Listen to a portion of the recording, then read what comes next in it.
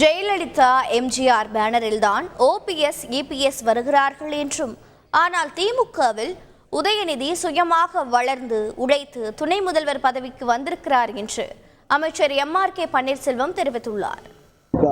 ஆட்சியில் முதலமைச்சராக இருந்தவருக்கு துணை முதலமைச்சராக கொடுத்தாங்க. இபிஎஸ் முதலமைச்சர், ஓபிஎஸ் முதலமைச்சராக இருந்தார்.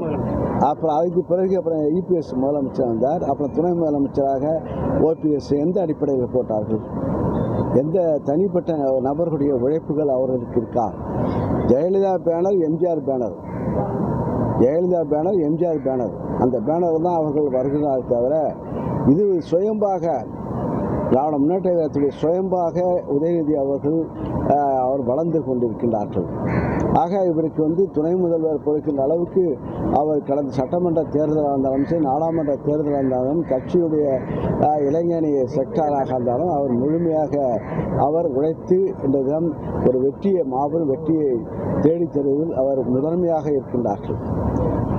ஆக உழைப்பில் முதன்மையாக இருக்கின்ற காரணத்தால் அவர் இந்த தினம் துணை முதலமைச்சராக வரக்கூடிய தகுதிகள் அது அவங்க ஏற்றுக்கொள்ள அவசியம் இல்லை. செய்திகளை உடனுக்குடன் தெரிந்து கொள்ள உடனே சப்ஸ்கிரைப் பண்ணுங்க.